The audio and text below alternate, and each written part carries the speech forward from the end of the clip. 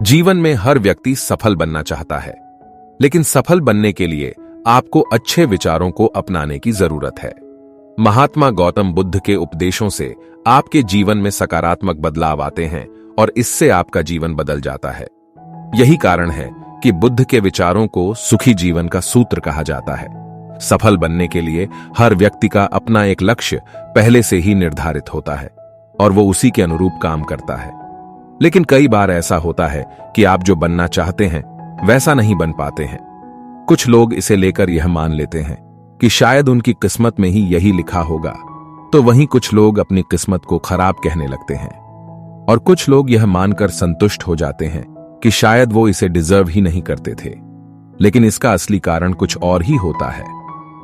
महात्मा गौतम बुद्ध की इस कहानी से जानते हैं इसका कारण। एक बार महात्मा गौतम बुद्ध को एक सभा में उपदेश देना था। सभा में करीब 100 से ज्यादा लोग उपस्थित थे और उनका इंतजार कर रहे थे। महात्मा गौतम बुद्ध आए, लेकिन बिना कुछ कहे ही चले गए।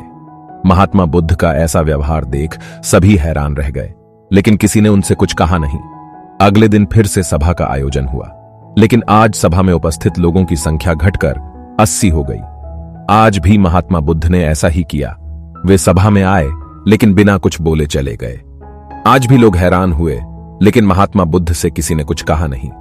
अगले दिन फिर से सभा का आयोजन हुआ और लोगों की संख्या घटकर 50 हो गई। महात्मा बुद्ध फिर से सभा में आए और बिना कुछ बोले ही चले गए। आज भी महात्मा बुद्ध से किसी ने कोई प्रश्न नहीं किया। अगले दिन फिर से सभा का आयोजन हुआ और इस बार लोगों की संख्या केवल 30 थी। आज भी महात्मा बुद्ध बिना कुछ बोले मुस्कुराकर चले गए। आप कहानी को पढ़ते हुए इरिटेट हो गए होंगे और सोच रहे होंगे कि आखिर महात्मा बुद्ध को कुछ बोलना नहीं तो बार बार सभा का आयोजन क्यों हो रहा है। ठीक इसी तरह सभा में मौजूद लोगों को भी गुस्सा आ रहा था, लेकिन इसका जवाब जानने के लिए आपको धैर्य रखना होगा।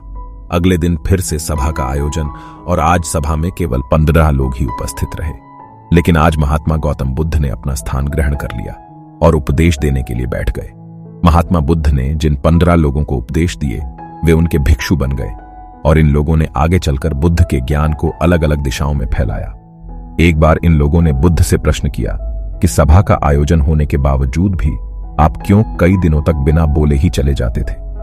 महात्मा बुद्ध ने उत्तर दिया, मैं उन लोगों को खोज में था जो लायक हों। सभा के पहले दिन 100 से भी ज्यादा लोग थे, लेकिन उनमें से ज्यादातर लोगों को मेरे उपदेश से कुछ मतलब नहीं था। इसके बाद जो लोग अगले दिन आए उन्हें भी मेरे उपदेश से कोई मतलब नहीं था। वो तो केवल इसलिए आए थे क्योंकि वो देखना चाहते थे कि आखिर सभा में होता क्या है। लेकिन मुझे ऐसे लोगों की तलाश थी जो मेरे ज्ञान को जन जन तक पहुंचाए। मैं कई दिनों तक इसलिए बिना बोले चला गया क्योंकि मैं यह देखना चाहता था कि आखिर वो कौन लोग हैं तो सच में मेरे उपदेश को सुनना चाहते हैं और जिन्हें वास्तव में ज्ञान पाने की प्यास थी, ऐसे लोग ही रोज आए। महात्मा गौतम बुद्ध कहते हैं कि जिनके भीतर धैर्य था उन्हें मुक्ति का मार्ग मिला और जो लोग जल्दबाजी में थे वो आज घर पर बैठे हुए हैं। महात्मा बुद्ध कहते हैं कि जिन लोगों में धैर्य का गुण होता है वे जीवन में कुछ भी पा सकते हैं, फिर चाहे आपका लक्ष्य कुछ भी हो। बिना धैर्य के कोई भी सफलता के लक्ष्य तक नहीं पहुंच सकता। धैर्य को कैसे बढ़ाएं? आज भागदौड़ भरी जिंदगी में लोगों में धैर्य नहीं है। सभी में जल्दबाजी और अति शीघ्र किसी कार्य को करने की होड़ मची है। लेकिन महात्मा गौतम बुद्ध बताते हैं कि अपने भीतर धैर्य को कैसे बढ़ाएं। बुद्ध कहते हैं कि निरंतर अभ्यास से हम अपने भीतर के धैर्य को बढ़ा सकते हैं। यानी आप जो भी बनना चाहते हैं उसके लिए धैर्य की आवश्यकता है।